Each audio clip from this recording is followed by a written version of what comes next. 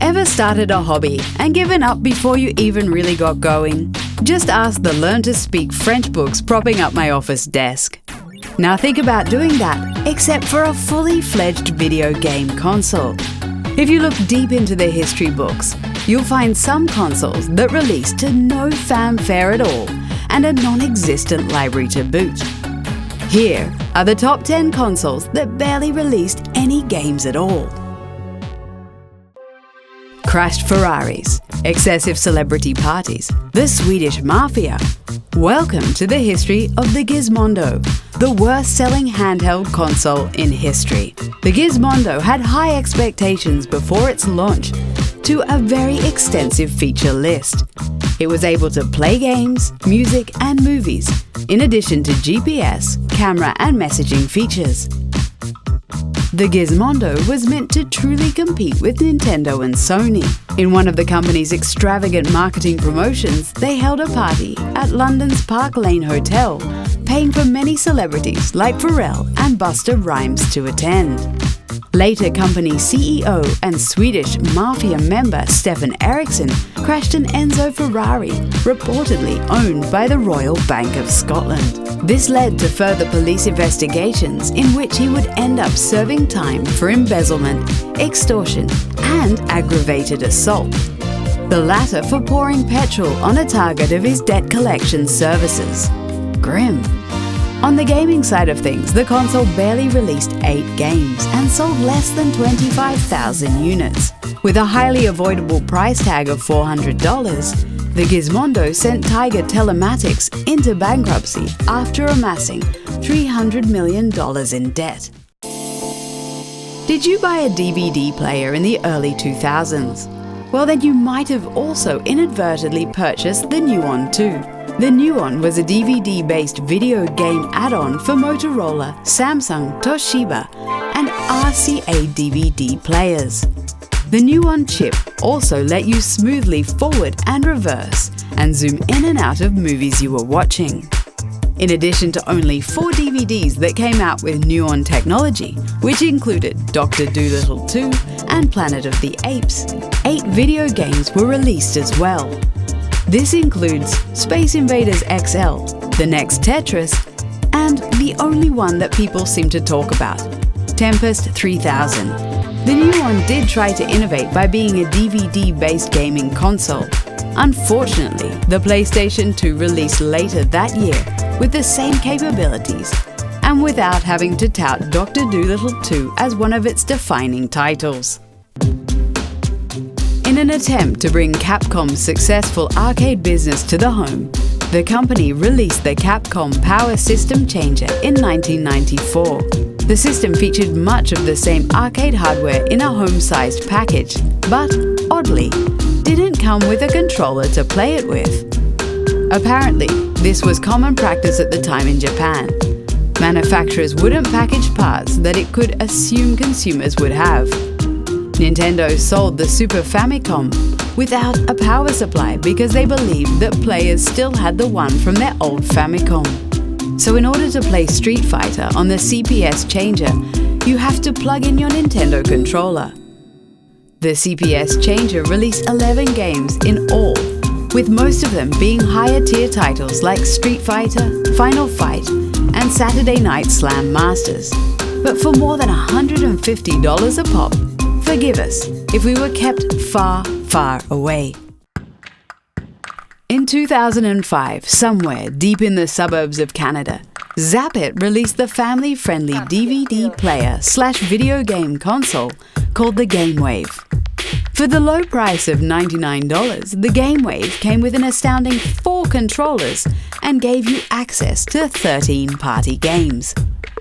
Due to the controller basically being a TV remote control, the GameWave never released an action-based game and only really had trivia games.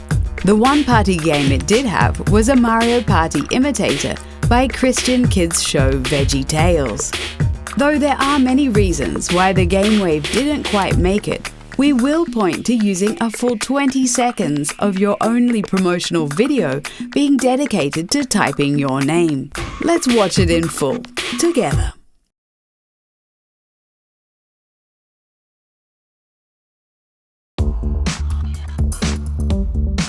In 2006, Mattel launched the HyperScan, a budget entry in the highly competitive console generation featuring the Wii, PS3 and Xbox 360. Seeing as how the HyperScan is on this list, you already know how it went.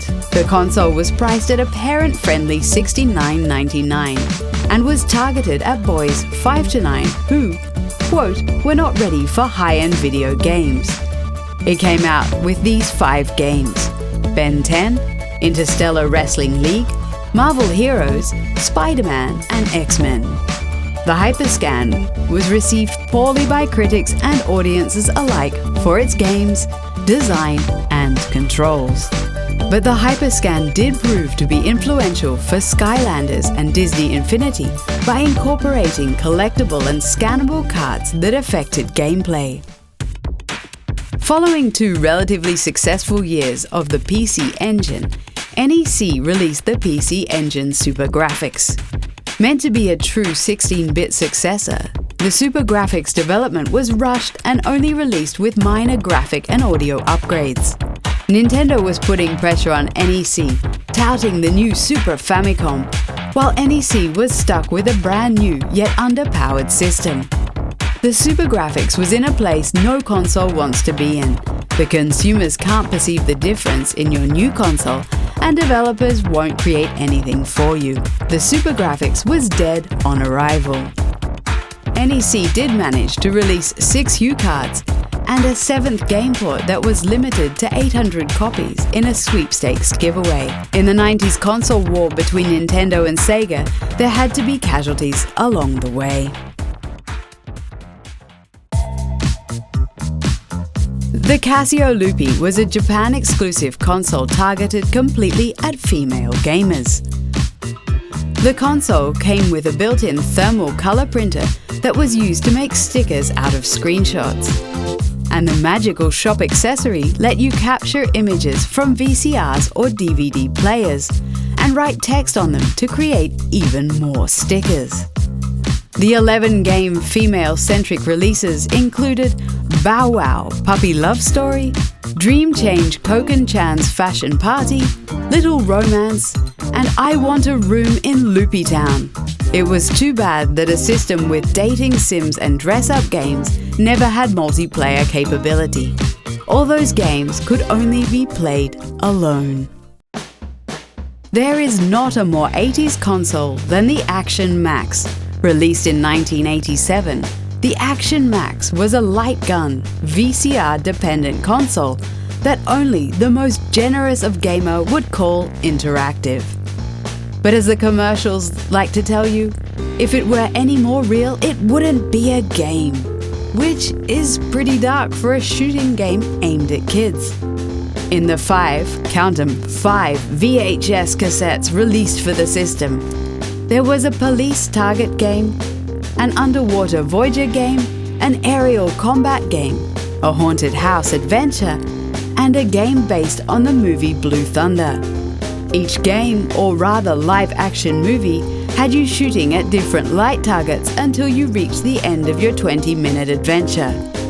While the Action Max didn't do well financially, other companies did try to release VHS game systems as well. Mattel did it in 1987 and Viewmaster 2 years after. Sorry Wii Fit Plus, ever since we learnt about the Zavix port and the Jackie Chan Fitness J-Mat, we have no place for you anymore. The Zavix port was a motion-based console developed by 8 engineers who had worked on the NES and predates the Wii by 2 years. Each of the 10 releases for the Zavix port came with its own motion controller. Power Boxing came with boxing gloves, Virtual Bowling came with a bowling ball, and Jackie Chan Fitness came with a J-Mat. In Jackie Chan Fitness, you stepped alongside Jackie to send blue atomic particles back to space. It was kind of boring and not that much fun. But as longtime Jackie Chan fans, we will exercise with him any way we can. More of an exercise class than a gaming console, the Zavix port won't be considered as anything more than a knockoff by casual observers. In 1999, Nintendo faced fierce competition from Sony. With the release of the PlayStation, developers flocked to the CD-based console that had better graphics and an easier barrier to entry.